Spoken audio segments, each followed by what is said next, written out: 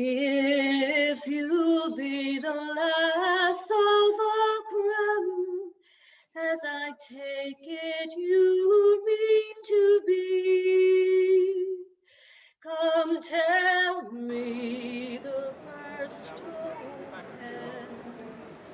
that passed between you and me. Oh, don't you remember? And as Joyce said, I'll say in French, je suis venu à Paris pour 2 semaines et j'y suis resté 20 ans. That's a nice quote. But indeed, we cannot talk about cultural relations between France and Ireland without highlighting the key role of the Centre Culturel Irlandais, the first cultural Irish center in the world, which became, I'm told, Ireland's flagship cultural center in Europe. And so tonight I wish to really congratulate the Centre Culturel Irlandais, which continues to host Irish artists and academia of today and tomorrow, allowing them to discover and find inspiration in Paris, fostering the rich heritage of Franco-Irish relation. Today, 9th of May is Europe Day. And I share this also for all our friends and listeners across the Atlantic. We celebrate in Europe our common heritage and our common values and our aspiration towards the ever closer union of all European people. France and Ireland are closer than ever, and France is now Ireland's closest EU neighbor, as said behind me. And culture is certainly a powerful way to strengthen the relationship between France and Ireland and Europe, and certainly beyond. And the participation tonight of Mr. Hermano Sanchez-Rivo, adjoint au maire de Paris in charge of European affairs, shows the importance of the relationship between the Irish community and the city of Paris, strengthened also tonight, I mentioned it, by the presence of Senator Barry Ward. So I wish to thank Cercle Littéraire Irlandais for gathering us tonight in partnership with the Irish Embassy in France and the New York Irish Center to virtually explore the paths of some greatest Irish writers across Paris, with whom we organized a memorable ceremony awarding Edna O'Brien with France's highest cultural distinction on the 7th of March, on the eve of Women's Day. It was indeed a very nice and great event.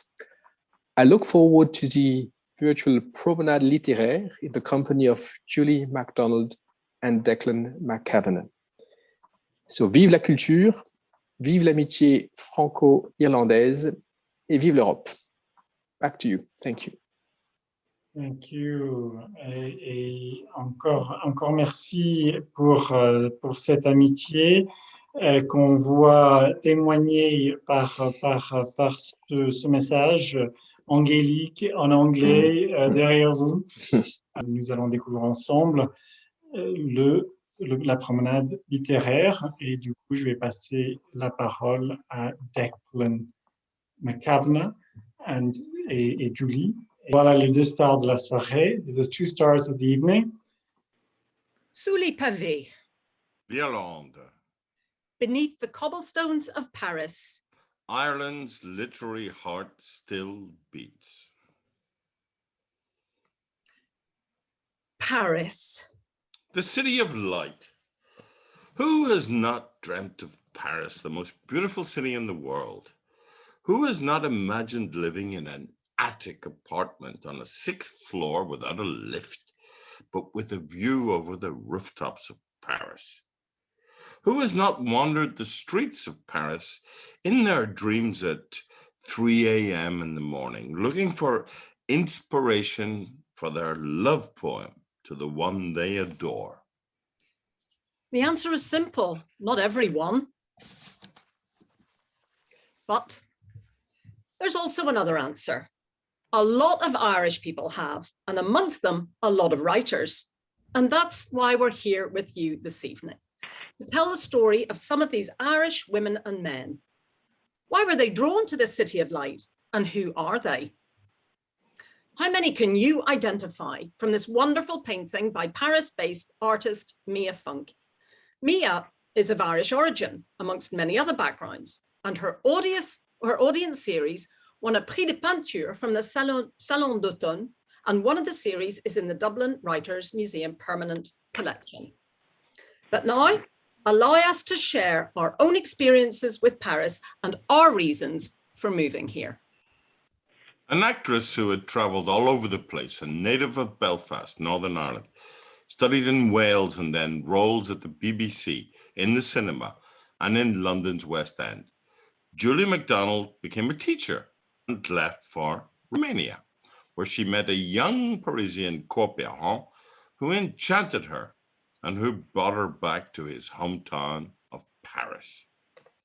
At 16, in 1979, attracted by the French language, French literature, French cinema, in short, by French culture, Declan Cavana, a young student from Belfast in Northern Ireland, took off one summer when he left the port of Rosslare and County Wexford to seek adventure across the Irish Sea, the English Channel, and the Atlantic Ocean. An extraordinary triangle. He left as native Northern Ireland, therefore nominally British, passed through the Republic of Ireland, therefore Irish, to arrive in France, another republic that made him dream, and therefore French. And here is, as we say in Ireland, the meeting of the waters. A woman and a man, Belfast of the East and Belfast of the West, a Protestant background and a Catholic background, and finally reunited. Our Irish meeting with France. Our presence together here today is indeed the symbol of the very subject of this evening's discussion, Irish writers in Paris. And here are some of the streets that these Irish writers frequented during their more or less long stays in the capital of this wonderful country. We will take you on a journey along these thoroughfares, but given the size of the city in question, we will rather limit ourselves to a perimeter which corresponds, for those who know the city, to the 5th and 6th arrondissements on the left bank, with a few exceptions. For timekeeping purposes, we will mainly refer to the arrondissements, or the districts, simply by their numbers. Let's start with what today is the epicenter of Irish cultural activities in Paris. The Collège des Irlandais, as it was formerly called, located, as you can see here, at 5 Rue des Irlandais in the 5th, which is better known nowadays as the Centre Culturel Irlandais, as the Irish Cultural Centre in Paris. The objective of the Irish Cultural Centre in Paris is to present and promote in France contemporary Irish culture in all its aspects: visual arts, literature, cinema, music, theatre, dance, etc. In 1769, an old Parisian mansion was bought by Lawrence Kelly, then the prefect of the Collège des Lombards, and it was renovated especially to accommodate Irish students and priests. This new building was located in the heart of the Quartier Latin, the Latin Quarter, Rue du Cheval Vert. You can see here the current building of the Irish Cultural Centre. A decree of the consulate dated 24 Vendémiaire, year 10, unified all the Irish colleges in France and merged them into a single establishment, completed in 1805. In 1807, the Rue du Cheval Vert was renamed the Rue des Irlandais by Napoleonic decree. Subsequently, the Collège des Irlandais followed the twists and turns of history. During much of the 19th and 20th centuries, the Collège resumed its seminary activity for Irish students. And in its capacity as a seminary, it actually several times hosted the Pole, Karol Wojtyła, later to become Pope John Paul II. In 2000, major restoration work on the building was launched. And on the 18th of October 2002, the Irish Cultural Centre of Paris was inaugurated. The Irish Cultural Centre offers events open to all, such as exhibitions, concerts, meetings, conferences, film screenings, performances, and so on. Each year, the centre celebrates festivities such as Bloomsday, Fête la Musique, and St. Patrick's Day. Irish artists invited to the centre come from all artistic fields and include Paris's very own Bloomsday group, featuring, among others, our old friends Rosena Horan, Michael Gradwell, Derry O'Sullivan, and the much missed Jean O'Sullivan. These artists of our time represent the strong bond that has always existed between their country of origin and Lutetia, the Latin name for Paris. The current director of the centre is Nora Hickey. Julie and I have had the pleasure and the honour of witnessing several extraordinary moments within these walls. Thus we heard Bob Geldof, Sinead Cusack and Charlotte Rampling read the poetry of William Butler Yeats. And above all, on the 13th of June 2013, we had the privilege of attending a reading of his own poems by the 1995 Nobel Prize winner for literature, Séamas McSwiney, during his last visit to Paris before his death in August of that year. Séamas McSwiney is an Irish poet born on the 13th of April 1939 in Castle Dawson, County Derry, Northern Ireland. He is one of the best-known English-speaking poets of the 20th century for poetry that blends the sensual evocation of nature and the Celtic setting with the desperate violence of the political situation in Northern Ireland he grew up with. Séamas McSwiney was able to point out that his ancestors represent two sides of Ireland, that of the Gaelic past turned towards the land, and that of the Ulster of the Industrial Revolution. In 1995, the Swedish Academy awarded him the Nobel Prize for Literature for his singular work, in their words, characterized by its lyrical beauty and its ethnical depth, which brings out the miracles of everyday life and the living past. McSwiney became the fourth Irish author to receive this accolade after William Butler Yeats, George Bernard Shaw, and Samuel Beckett, all three of whom will be discussed later in our presentation today. So all four Nobel laureates in literature had a very strong link with France and with Paris. Heaney was to die on August the 30th, 2013. He was 74. Here is an excerpt from Séamas Heaney's reading at the Irish Cultural Centre in Paris on June the 13th, 2013, captured by our old friend Séamas McSwiney, filmmaker and documentary maker.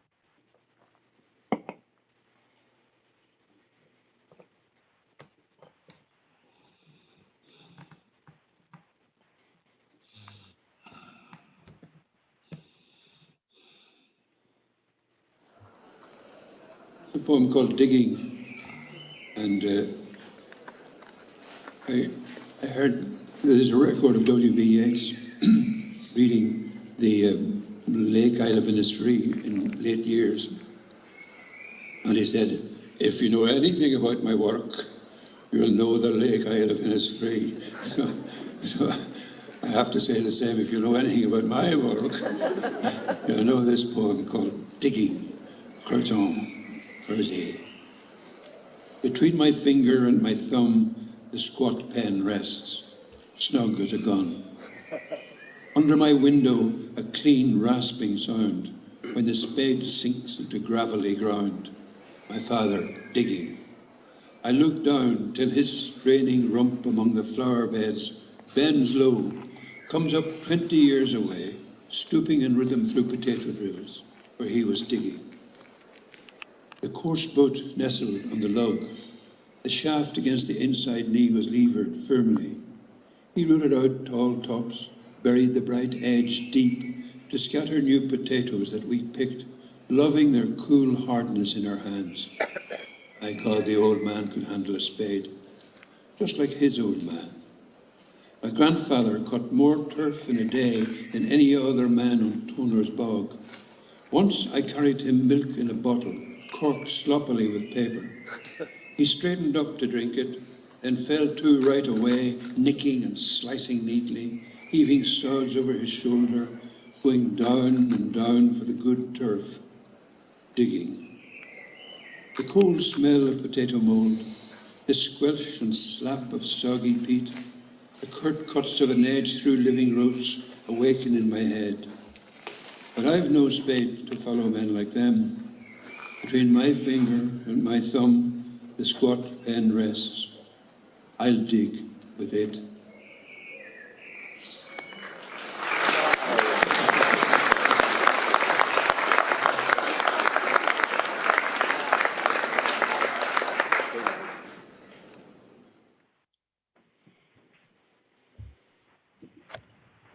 What a smile, I'm sure you'll agree. But let's go back a little chronologically.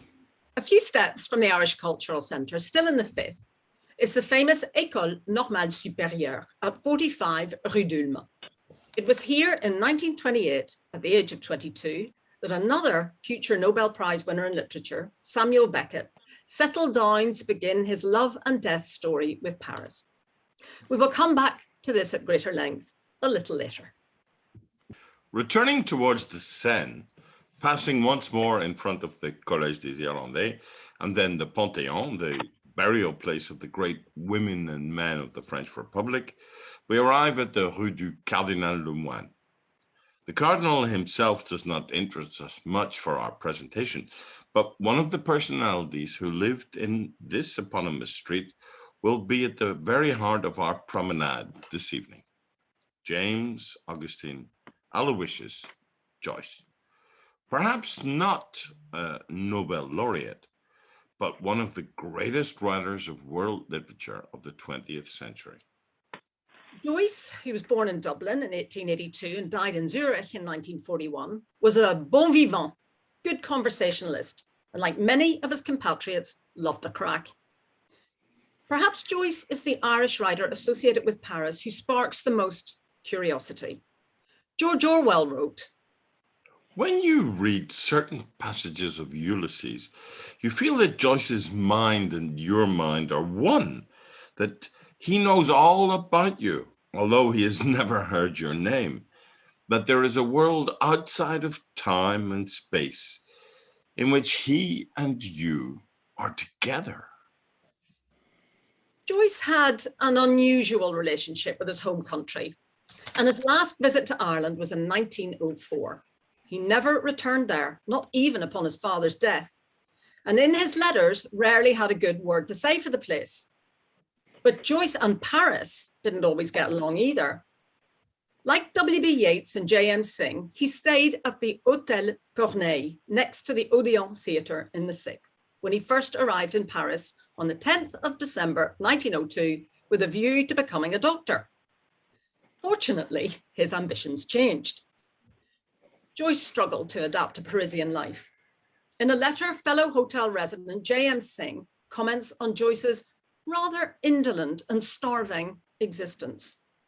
Joyce himself wrote at the time, "Paris amuses me a lot, but I understand very well why there is no poetry in French literature, because to create poetry from French life is impossible." He returned to Ireland briefly in April 1903 after receiving a telegram from Dublin, which read, "Mother dying, return home. Father." Then, back on the continent, passed briefly through Paris with his companion, Nora Barnacle, on his way to a non-existent job in Zurich. Following stays in Pola, Trieste, and Zurich, Joyce returned to Paris on the 8th of July, 1920, on his way to settle in London. Things turned out rather differently. In Joyce's biography, Richard Ellman states, "He came to Paris to stay for a week and stayed there for 20 years. that he was to change address in Paris 19 times. And yet, with the exception of a plaque to commemorate the publication of Ulysses in the Rue de l'Oignon, Joyce's peregrinations went without memory for a long time, until the inhabitants erected a plaque a few years ago in front of number 71, Rue du Cardinal Lemoine, in the 5th. Joyce lived in the apartment marked E at the back of the courtyard during the summer of 1921, and it was there that he finished writing Ulysses. This apartment belonged to the French writer Valéry Larbaud, a very dear friend of the Joyces, and it is certainly here that the Irish genius wrote the famous final pages of the masterpiece, Molly Bloom's magnificent monologue. There are many modern interpretations of Joyce's works, but now we are going to indulge and delight you with a very special reading of an excerpt from Ulysses. In 1924, James Joyce made a recording himself, one of only 2 times he read a passage from his own books. So listen to the voice of the master. He began. Mr. Chairman, ladies and gentlemen, great was my admiration in listening to the remarks addressed to the youth of Ireland a moment since by my learned friend. It seemed to me that I had been transported into a country far away from this country, into an age remote from this age, that I stood in ancient Egypt, and that I was listening to the speech of a high priest of that land, addressed to the youthful Moses. But Joyce was not the only famous tenant of Rue du Cardinal Lemoine, because at number 74, around the same time, almost opposite, lived his co-writer and boozy companion, Ernest Hemingway. Legend has it that Joyce, who loved to party and create confusion, depended on his pal Ernest, much stronger and more of a brawler than him, to get him out of the most difficult scrapes. Hiberno-American relations at their best. Going down the Rue du Cardinal Lemoine, we reach the Seine. Here, opposite the Cathedral of Notre-Dame de Paris, now under reconstruction, is the current location of the famous English language bookstore Shakespeare & Co., an independent bookstore located at number 37 Rue de la Boucherie, specializing in English-speaking literature. The first floor also serves as a refuge for literary travelers, the so-called tumbleweeds, lodged in exchange for a few hours of daily work in the store. My own niece, Moira McCavana, a young American writer of Irish descent, spent 6 wonderful months there a few years ago, and she described it thus. Imagine yourself being woken up every morning by the bells of Notre Dame and observing the great lady at sunrise from your window. The name Shakespeare & Co. was first that of a previous bookstore, founded and managed by the American Sylvia Beach, and located at number 8 Rue du Pitron, then at number 12 Rue de l'Odéon until 1941. This establishment was considered during the interwar period as the center of Anglo-American culture in Paris. Sylvia Beach indeed published the first edition of Ulysses in 1922, which was subsequently banned in the United States, in the UK, and of course, in Ireland. Here's a copy of the first American edition, finally authorized in 1934. The original Shakespeare & Co. was closed in December 1941 due to the German occupation, reportedly because Sylvia Beach refused to sell Joyce's last copy of Finnegan's Wake to a German officer. It never reopened. In 1951, another English-speaking bookstore was opened in Paris by the American George Whitman at 37 Rue de la Boucherie. It quickly became a center of literary culture. The name of the second bookstore was changed to Shakespeare & Co. upon Sylvia Beach's death in 1962. Whitman's daughter, Sylvia, is now in charge of the store. On the 16th of June each year, the bookshop is the place of tribute to James Joyce. 16th of June is Bloomsday, the Irish literary national holiday in homage to the date of the 24 hours of wanderings in Dublin of the main characters of Joyce's Ulysses.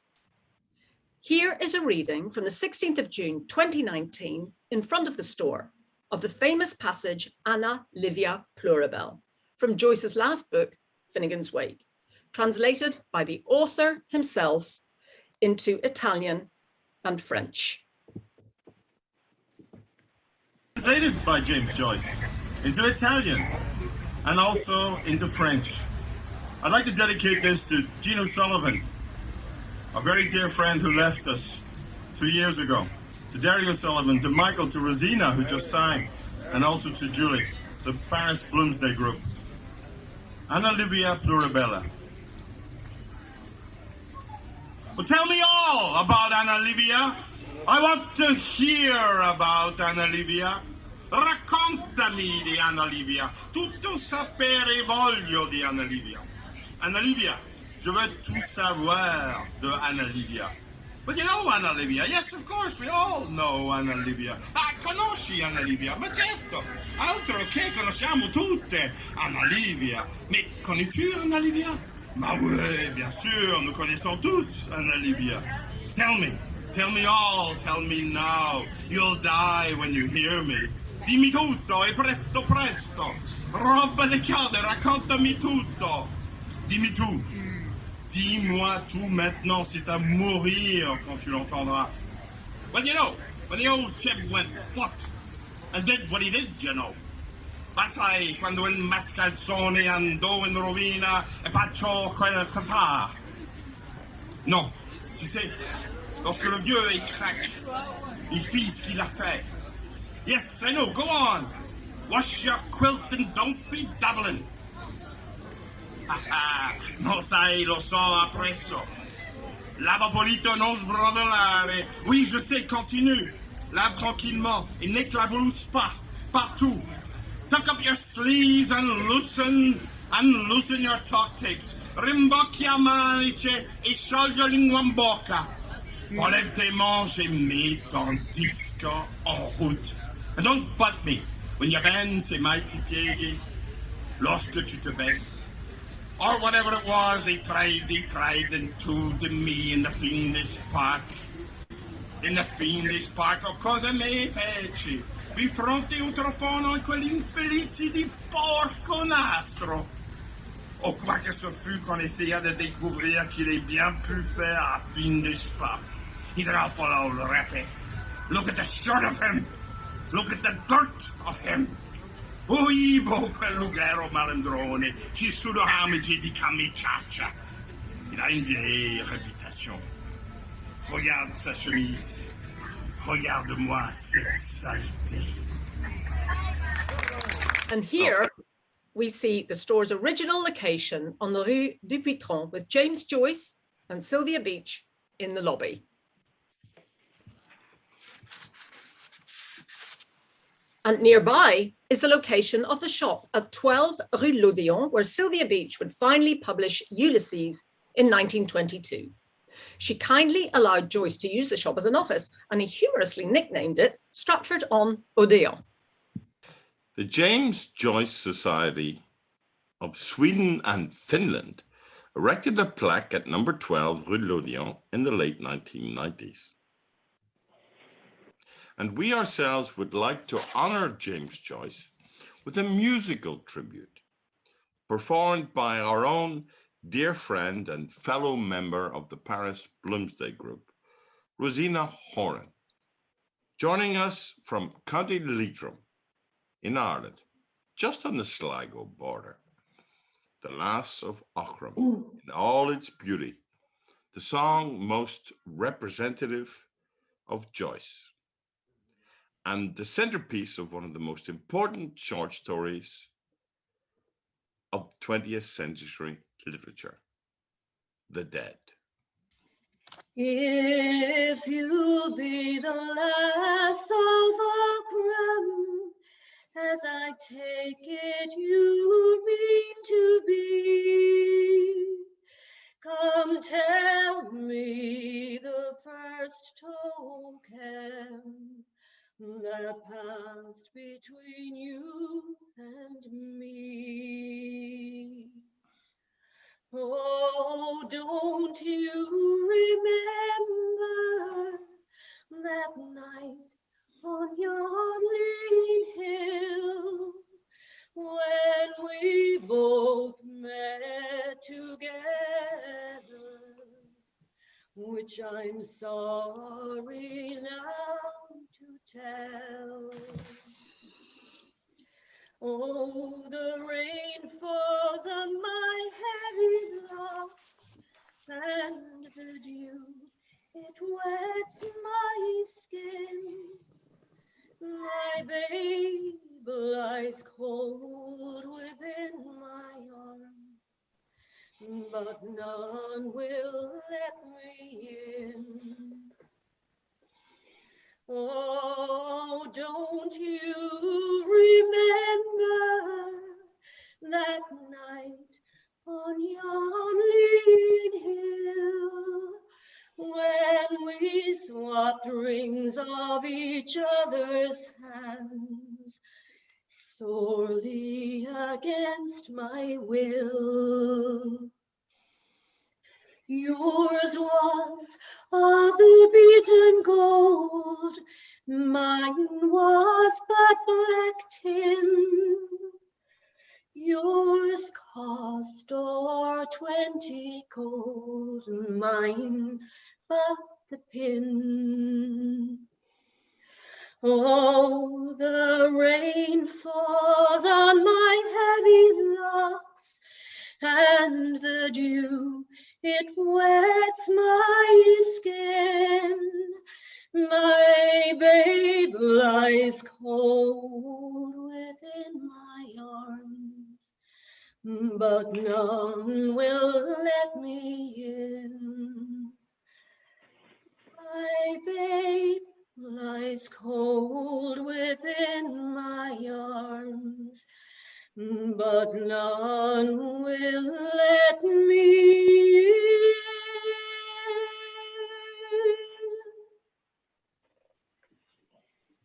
Rosena, thank you so much, especially coming from on the border of Sligo, and the various members of the Cavana family who are watching will know what I mean. Some of our ancestors come from very close to there. But let's go back to Paris. A few steps from the Rue de l'Odéon is the Trianon Palace Hotel. Now the Trianon Rive Gauche, the Rue de Vaugirard, and the 6th. And this is where another Irish author, already cited, stayed on his return to Paris in 1932. After graduating from Trinity College Dublin in modern languages, 22-year-old Samuel Beckett took up a position as étudiant étranger at the aforementioned prestigious École Normale Supérieure, ENS, Rue d'Ulm, in the 5th. His lodgings there overlooked the Rue d'Ulm with a view of the bare tree dripping. Then behind, the smoke from the janitor's chimney pot, stiffening like an ash pine. Then beyond the world, lighting up the ravine of the street leading to Luxembourg. life at the École Normale Supérieure was relatively easy, and Beckett began to indulge in la vie parisienne, frequenting the Cochon de Lait bar in the Rue des Corneilles in the 6th. In July 1931, like James Joyce, J.M. Synge and W.B. Yeats, Beckett was to stay at the Hôtel Corneille, which we will speak about again, also in the Rue Corneille. It was during this stay that Beckett was introduced to James Joyce by another Irish student at the UNS, Thomas McGreevy. Beckett was welcomed with open arms at the Joyce's residence in Square Hobiac until May 1930, when an awkward situation arose with Joyce's schizophrenic daughter, Lucia. Beckett's next Paris sojourn was from the end of January to July 1932, when he stayed at the top of the Trianon Palace Hotel, already mentioned. But in May 1932, Beckett had to leave this hotel because he had no residence permit. The artist Jean Lursa then gave him a roof over his head until his return to Ireland. Once back there, Beckett's relationship with Ireland and his family grew increasingly tense. So in late 1937, he returned to Paris, his home for the next 52 years.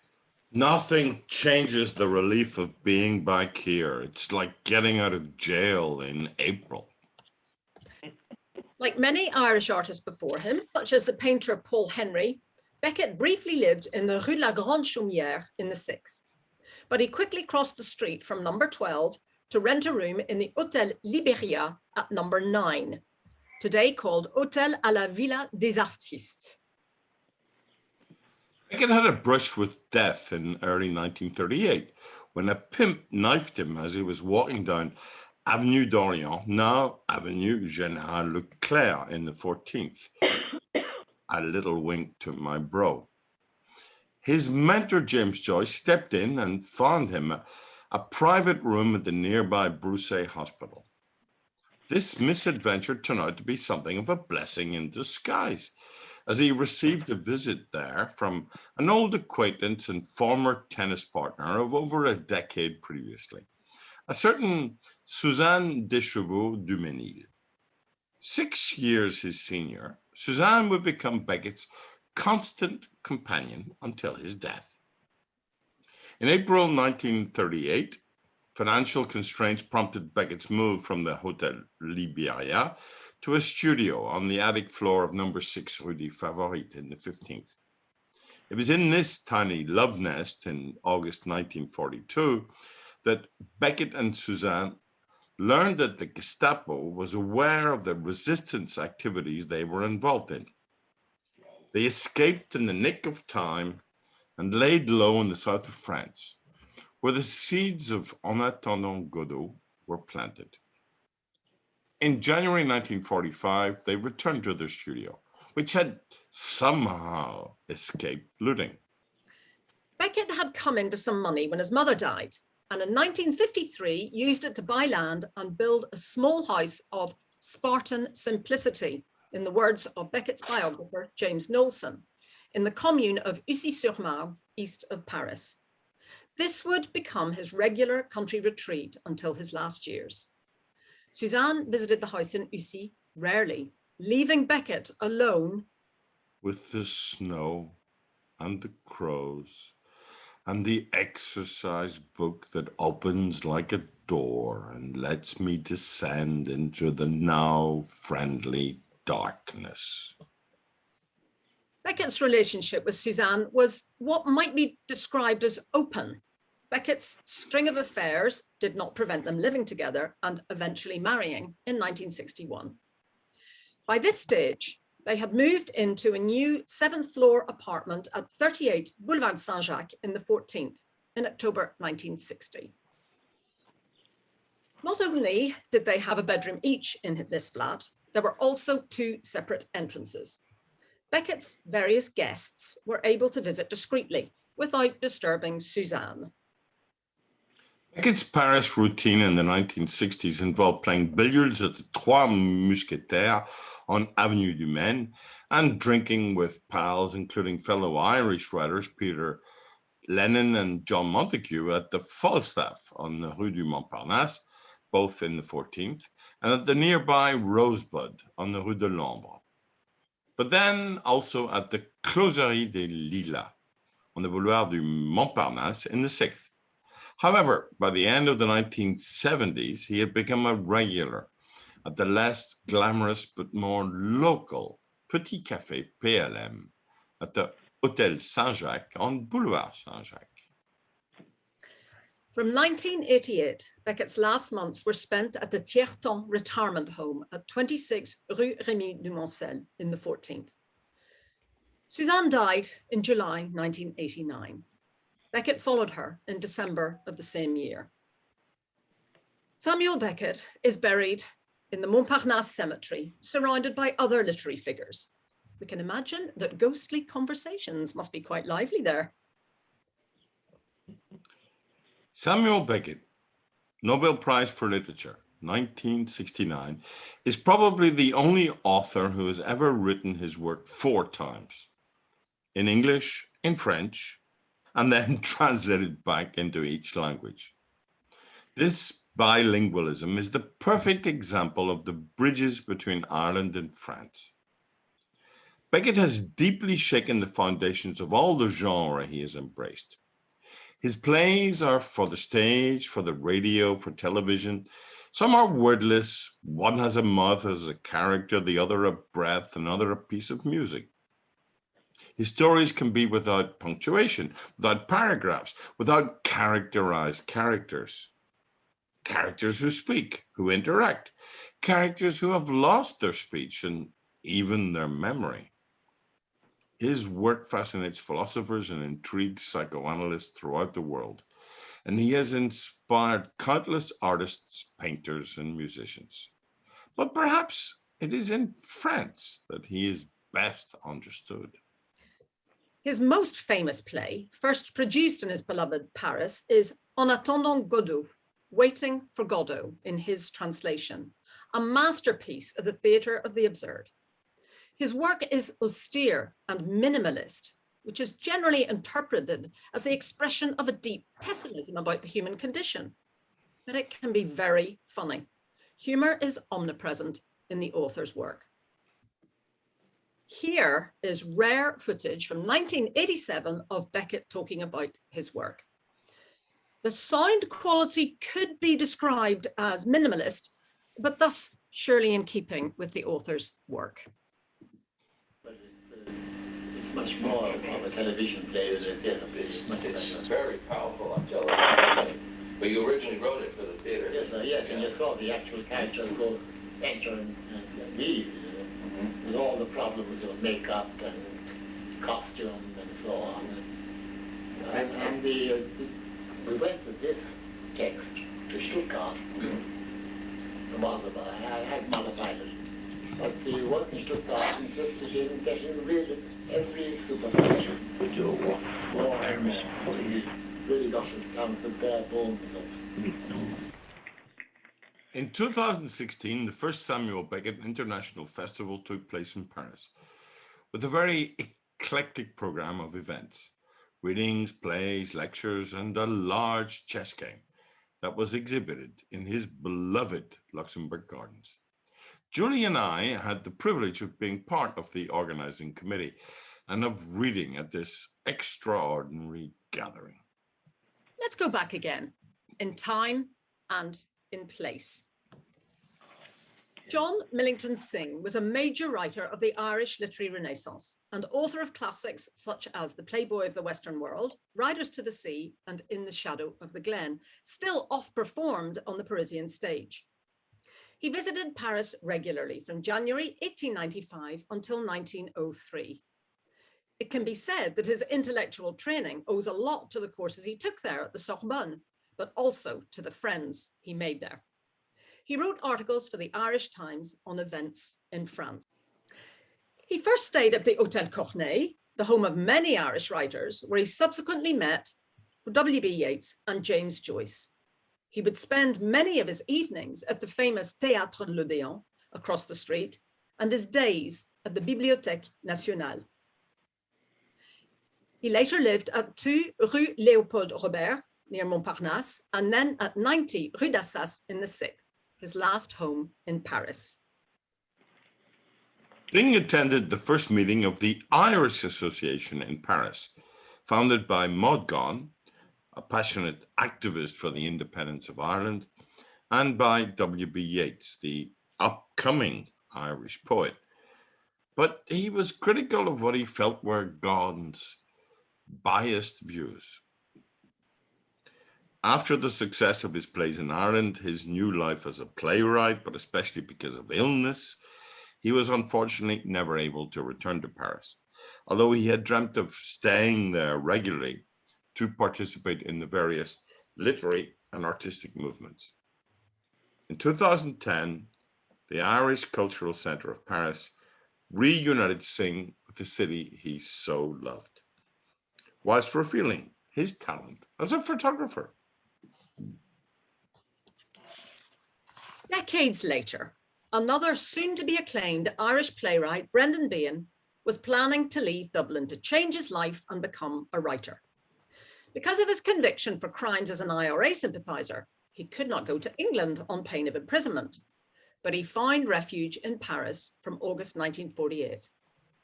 He was first invited by John Beckett, composer and a cousin of Samuel, to the Grand Hôtel des Principautés Unies in the 2nd arrondissement. But John Beckett kicked him out for his misbehaviour. He spat on the floor.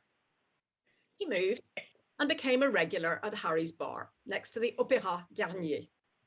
He was interested in the existentialist movement and claimed to be a friend of Albert Camus. It must be said, however, that he invented many events and encounters during his life. As the renowned Irish author Ulick O'Connor recounts, he described the famous Parisian cafes of Les Deux Magots and Café de Flore, the haunts of Jean-Paul Sartre and Simone de Beauvoir, as the cathedrals of existentialism. But when he read Jean Genet, he did not find anything in common with Genet except prison. And strangely, given his own violent past, he said that reading Genet made his hair stand on end. Ian had already published in English magazines, but he also began to write pornography to earn some money. Eventually, in Paris, he found an odd job as a house painter and lived in the Rue des Feuillantines in the 5th arrondissement. Ian continued to visit Paris regularly during the 1950s and 60s. On one occasion, on a trip to Paris with a friend, Anthony Cronin, having received money from the Irish Embassy for their repatriation, they spent it on getting drunk, and thanks to the generosity of the hotelier, ended the night at the Hôtel d'Alsace, toasting the memory of Oscar Wilde, who had died there in 1900.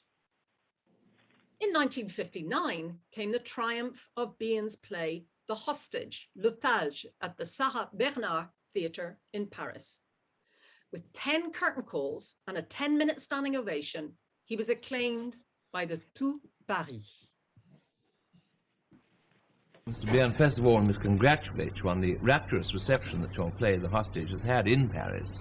Thank you. But according to Derek. the Times correspondent, and I quote here, he said that it was clear that 9/10 of the audience failed to understand or even to hear more than 1/10 of the action or the dialogue.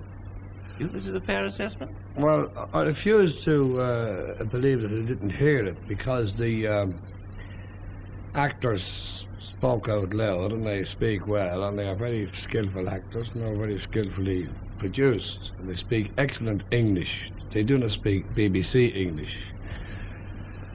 On the other hand, I would say that I do not see how most of the audience could have understood the dialogue, which was a mixture of Cockney, Dublin, and was generally the language of the people that Chesterton said, "We are the people of England and we shall be heard yet," or something like that, except that on this occasion we joined the people of Ireland in with them just to make things easy for the French theatre going public.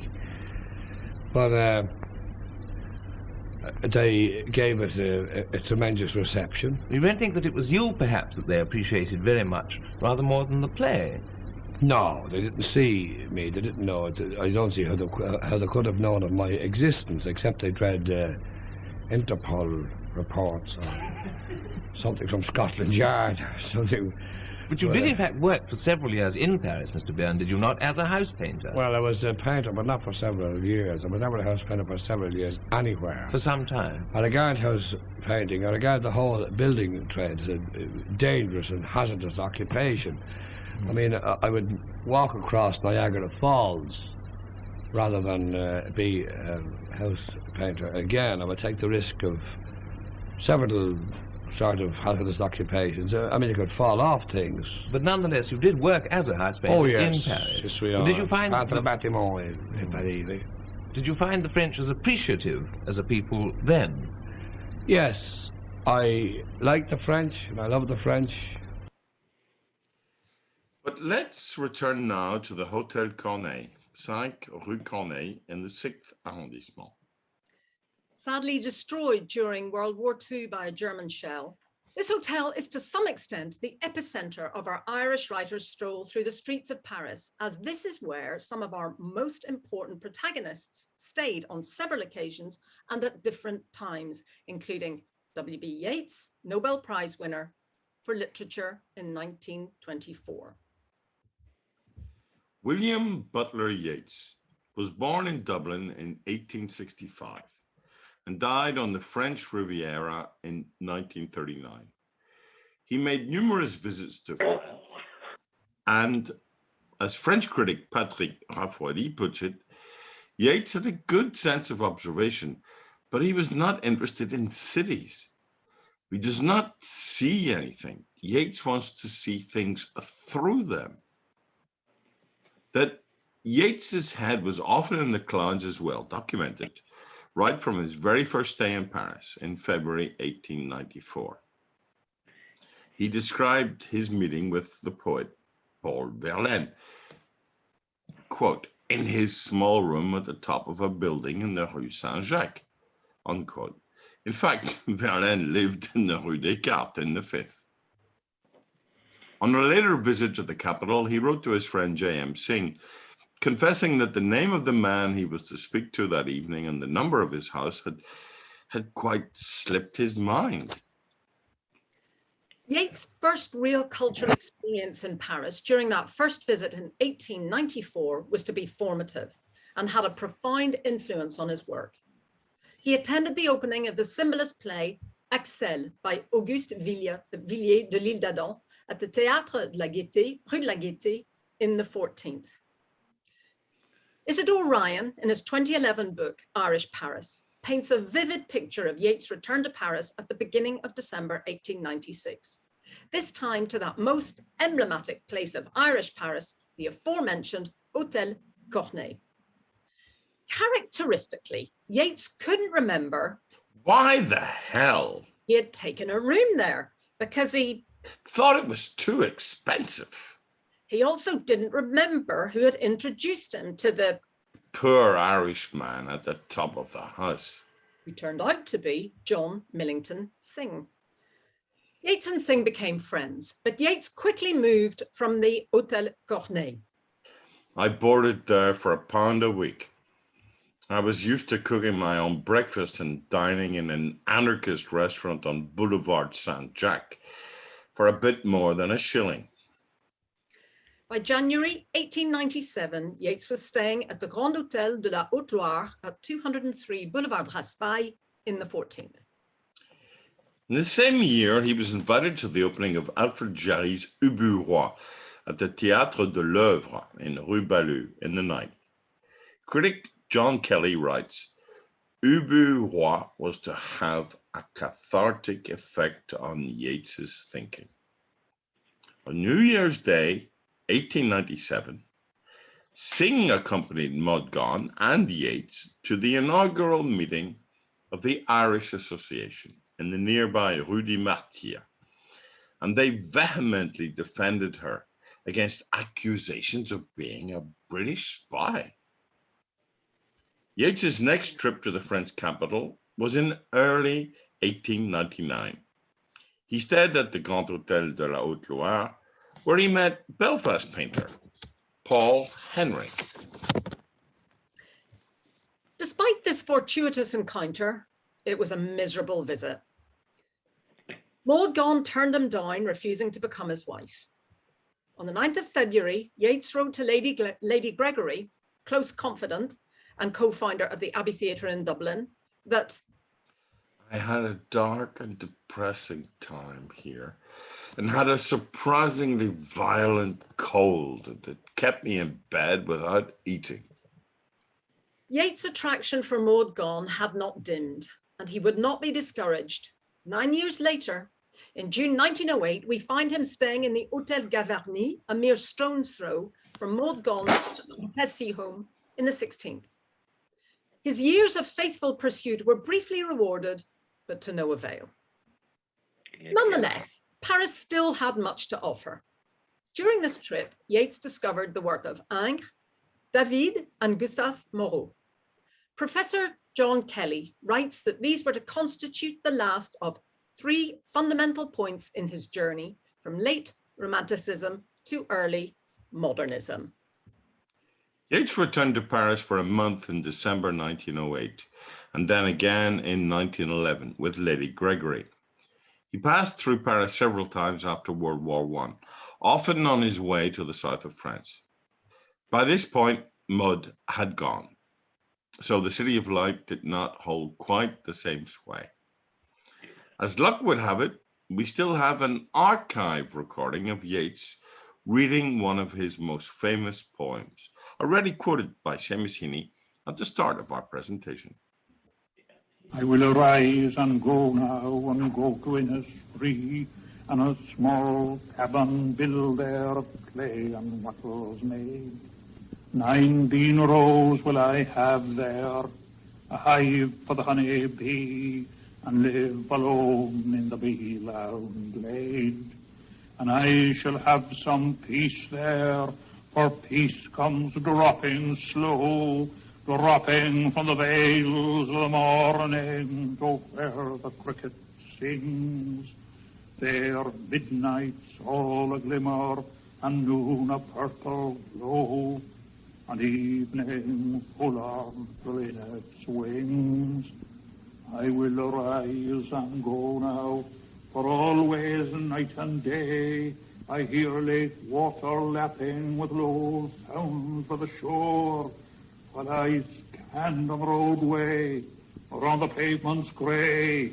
I hear it in the deep heart's core. Yeats died on the French Riviera in January 1939, but he's buried in his beloved County Sligo in the small cemetery of Drumcliff Church under Ben Bulbin, and many horsemen pass by. At this stage, you might be wondering if we had forgotten the fourth Irish Nobel laureate for literature. But here he is, larger than life, George Bernard Shaw. Although not the first literary figure who springs to mind when we think of Irish writers in Paris, Shaw was a regular visitor to France for over half a century.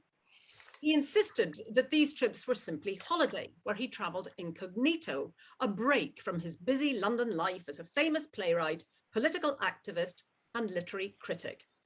And indeed, his initial criticism of Paris after his first visit in 1890 was rather harsh. Paris is what it has always been, a pedant-ridden failure in everything it pretends to lead. However, on each subsequent visit, his admiration for French culture and his affection for the capital grew. Shaw became a great admirer of the work of sculptor Auguste Rodin. In 1906, he returned to Paris to sit for his bust by the sculptor.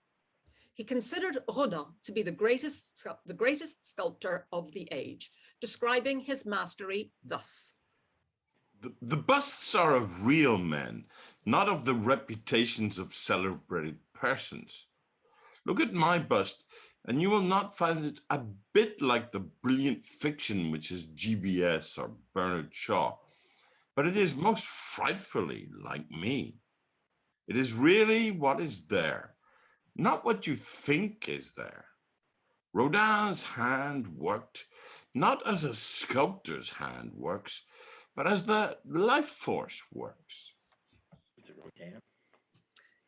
Later that year, present at the unveiling of Rodin's Le Penseur, Shaw was so impressed that he asked Alfred Langdon Coburn to photograph him nude in the exact pose of the thinker, his true role in life.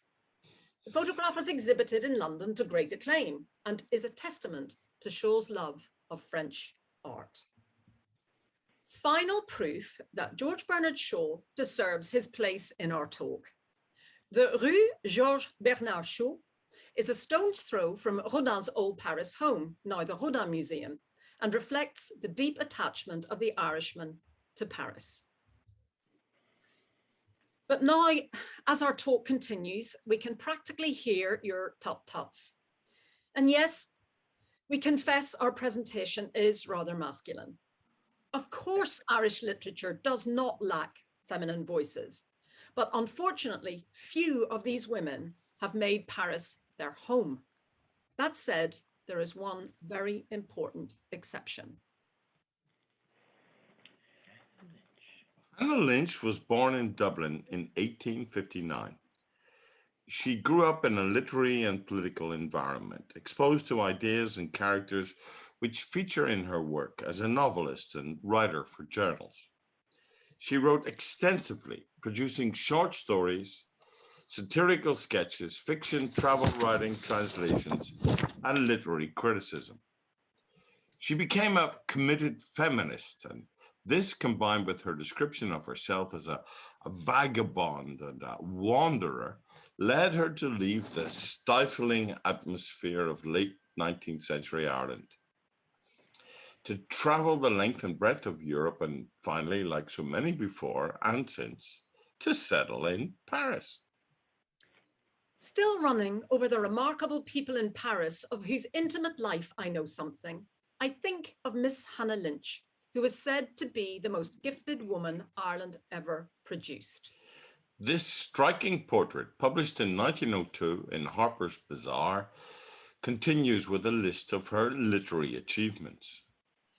She writes regularly the Paris Literary Letter for the London Academy. A month or two ago had articles in the current number of 3 of the great English reviews, while at the same time her famous autobiography of a child was appearing in a French translation in La Revue de Paris.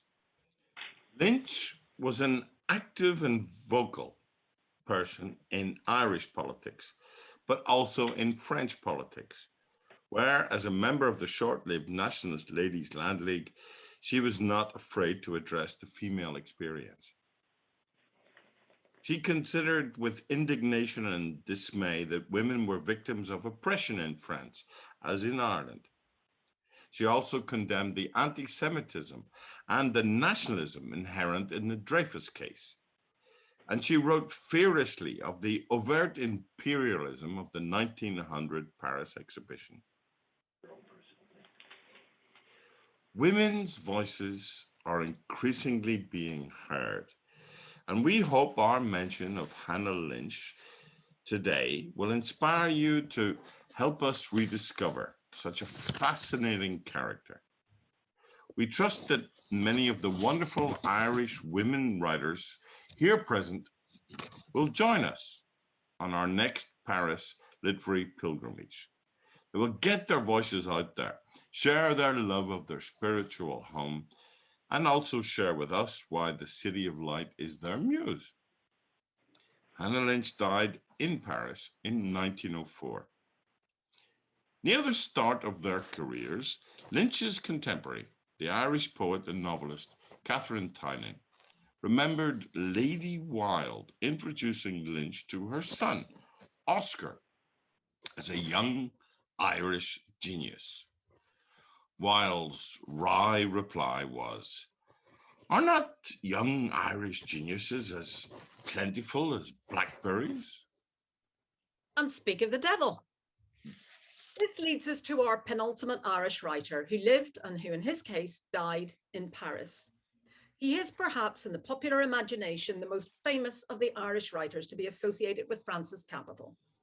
Indeed, he is buried in Paris's well-known Père Lachaise cemetery, and his tomb is the second most visited there after that of Jim Morrison.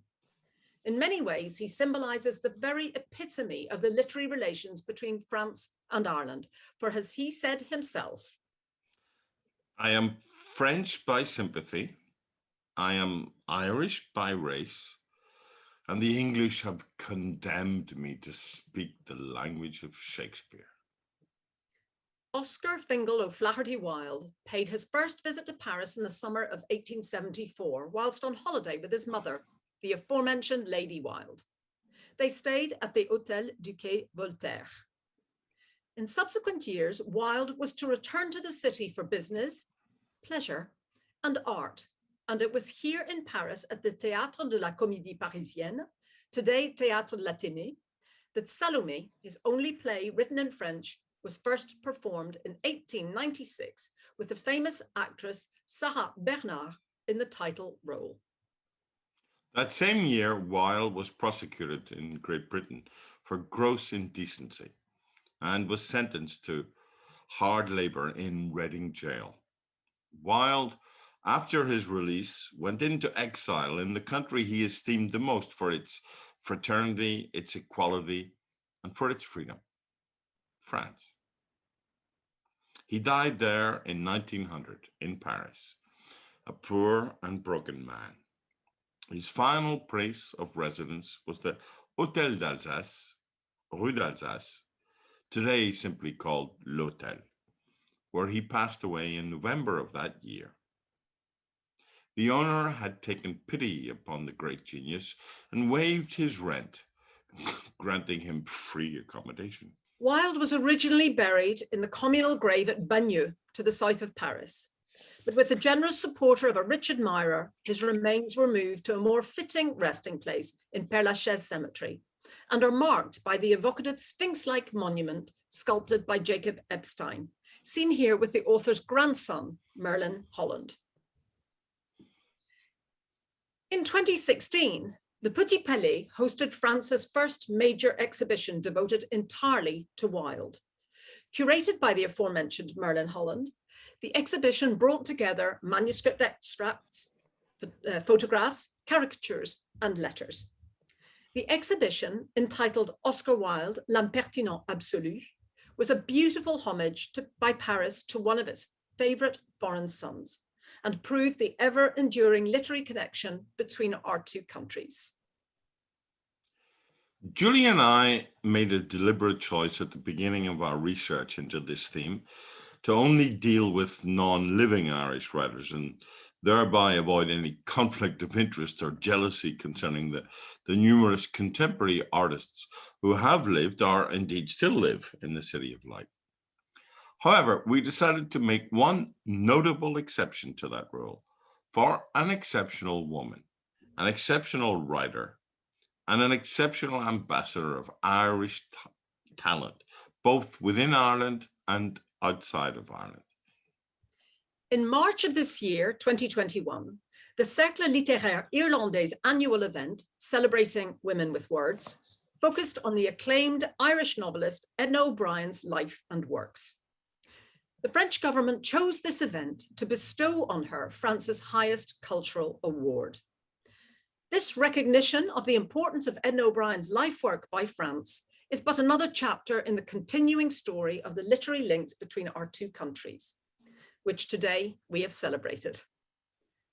The Irish Literary Circle in Paris is somehow squared, or bouclé, as we say in French, as Edna O'Brien has written an acclaimed biography of James Joyce, concentrating on Joyce's time in this wonderful city. The story of Irish writers in Paris already contains many chapters, but we are convinced that there are many more to be written. Images can never replace the real feel of footsteps on the pavements of Paris, and it is our hope that we can welcome you physically, and no longer virtually, on a similar journey to visit the homes and haunts of our famous Irish authors who have contributed so much to the literary glory of the magnificent City of Light. Sous les pavés, Irlande.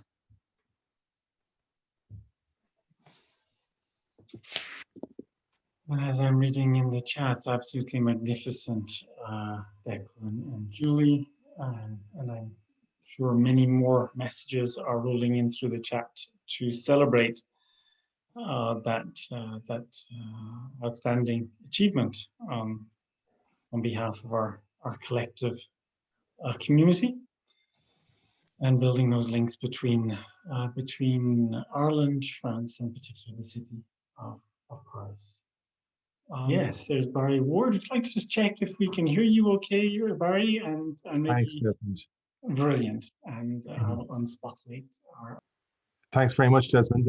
Quel plaisir de faire partie de cette fête des géants parisiens de la littérature irlandaise. It's great to be here, and I really, really enjoyed that presentation from Declan and Julie. And we should not forget that the Irish literary place in Paris is kept alive by people like them and like you, Desmond, and all the people involved in the Irish Literary Circle who continue to promote Irish writers, both past and present, and indeed future. And I very much appreciated what Declan said about there being many future chapters of Irish literature in Paris to be written.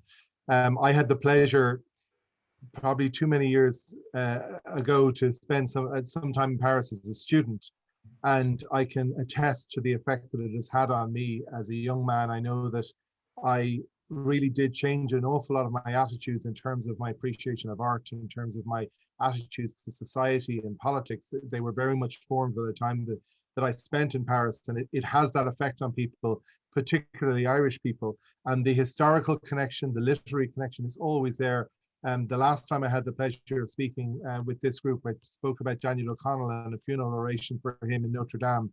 The closeness between Ireland and France, I suppose in many ways through Paris, is extraordinary. And I was listening to Ambassador Horan earlier, and he is doing great work here in Dublin, promoting the fact that sometimes it's forgotten that France is now our close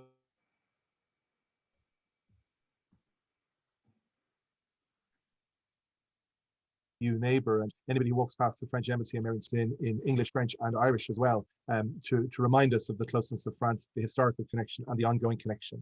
But as I say, that is a modern connection. It's getting closer and closer. Today, of course, is Europe Day, and it's fitting that we celebrate those close connections, literary, historical, political, between Ireland and France, and between the figures, but also the people, and the trade and all the other things that come with that. It's a wonderful celebration. And from the Irish side, it's great to see how much influence we still have, how much presence we still have in Paris, to see two Irish people living and working in Paris, and just the two who presented, but talking about all those connections is really wonderful, tremendously encouraging. And I confess it brings me back to the wonderful, wonderful days that I spent in Paris. And I very much look forward to spending again, as you said, Julie. Hopefully we will all be reunited physically in the near future. Merci de m'avoir donné la parole, Desmond. Thank you, Barry. Thank you so much for honoring us with your presence, for, in a sense, formulating this on behalf of Ireland in the same way that Vincent Guéron, His Excellency, formulated the welcome on behalf of France. And we're engaging together now with Paris to see if we can accompany the process initiated on their side to bring to put Ireland more formally on the map of Paris. So thank you so much. To formally thank His Excellency Vincent Guéron and for his welcome, to formally thank the Deputy Mayor of Paris, her Mano Sanchez Uribe, for his friendship and his message. And of course, to thank Declan and Julie for starting a conversation that we hope will continue now in the banter and continue in future sessions. And our friend Charlie bumped Beckett. I can't remember anything about it. Am I allowed to speak? What happened? Yes, He didn't please. tell me about it. To answer Barney's question, in my early years in Paris, in the early 1980s, I was walking along one of our restaurants. I might just make the time of the song and then we'll go back together. But both of the questions about